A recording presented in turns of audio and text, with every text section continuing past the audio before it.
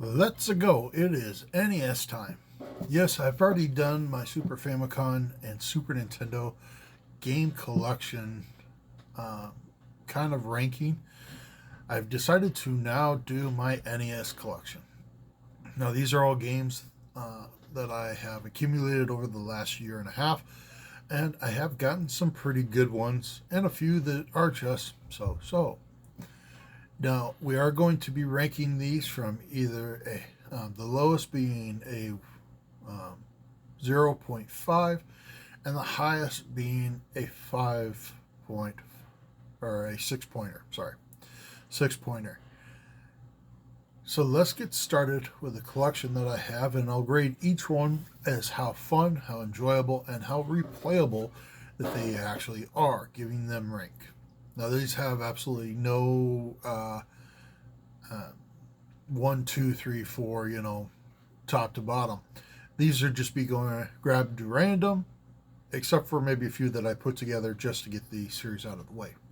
So, the first one is the Ninja Turtle game. This game is hard, it's fun, it's enjoyable, but because of the hardness level and some of the flaws in the game, I'll say I only put this at a 4.5. Again, it's not my favorite, but it's playable. It's doable. So, and it's one of the first, and it is the first NES game that I ever picked up. So, the second one is had to go with it, the arcade Ninja Turtle game. This one's a lot better. It is definitely a 5.5.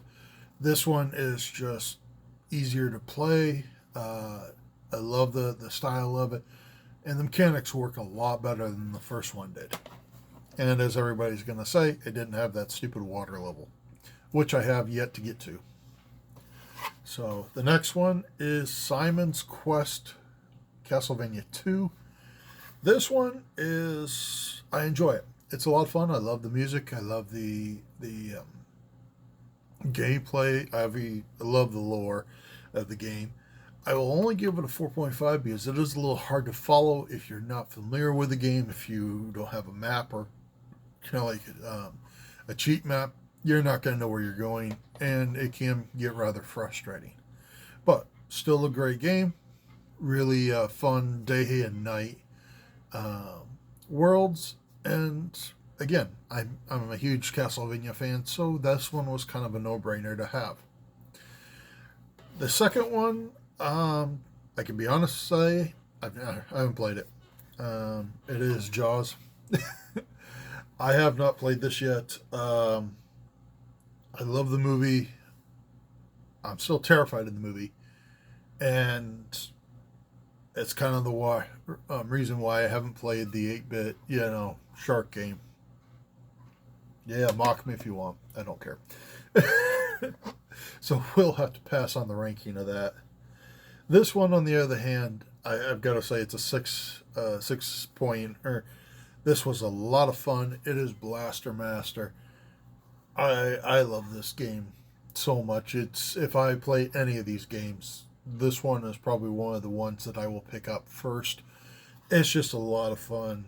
It's enjoyable. It is hard. Again, some part of like Castlevania, you don't know where you're going always, but man, when you're just being able to like run around and blast people in either your little tank or as a person out of the tank, I'm happy. So that's a lot of fun. I also have Double Dragon 2. This one I will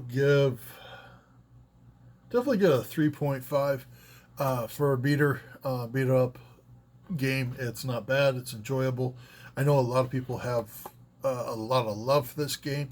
I didn't grow up playing it. I bought it a couple months ago, and it's the first time I played it ever.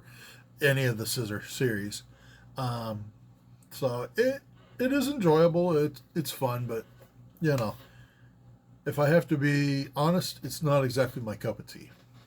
So, um, next one is another just absolutely hard one that is I am determined to try to beat or at least get somewhere decent. and that is Silver Surfer. Yeah, this game, you know, again, it is hard. If they had just made it slightly easier, I think it would have been a lot more fun. What you're doing is pretty much flying up and down. It's a shooter game, sideways platform shooter. It's a lot of fun, but man, you hit a wall, you hit, anything. You hit the flea that hits you in the face, or the bug that hits you in the face, you die. And I don't mean, 3, 4 hits. I mean one hit, dead completely. I gotta say this is a 2.5. It's playable, it's enjoyable, it's frustrating as all get up. So I do want to continue to play it. I do want to try to finally get somewhere on it, but it's hard as all get out. So this next one I got it just mainly because of the um, character. I'm a huge fan of Batman. So this, especially with this being based off of the Tim Burton movie, the original with Michael Keaton, Jack Nicholson, this is just kind of a no-brainer for me to have. It is a lot of fun. Sorry, an alarm there. I forgot to turn it off. This is a lot of fun. It is enjoyable.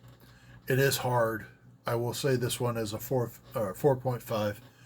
It's just one of those ones that where I haven't played enough to actually get really good at it, but I still enjoy playing it. So this one, okay, this one is another 6-pointer. It really needs no explanation. Yeah, it really doesn't. I grew up playing this game. It is so much fun. It's brings back so many memories, and once you get back into playing it, it's not a big deal. You learn easily. So yeah, definitely a 6-pointer. I will also give this one a 6-pointer, obviously, for many reasons. I haven't played Duck Hunt very much. That one I only give, like a 2.5. We weren't allowed to have zappers when I was younger. And the system that I have right now, or the one I have hooked up to play these cartridges, won't take a zapper. So I've really been playing the original Mario, and yeah, that's like 6-pointer easy. So this next one is, I'm gonna have to say, a 5-pointer. This one is Monster Party. I love this one. It is hard, as it is a little frustrating. I still haven't played it enough to get the mechanics, but I've played enough to fall in love with it. Dracula, the creature from the Black Lagoon, the monster, Medusa. I even have an Audrey from Little Shop of Horrors, although you can't call it that, because they couldn't get the licensing for that. But yet you still hear the music, still that jukebox you can jump on, and it is just a fun game. Really enjoyable.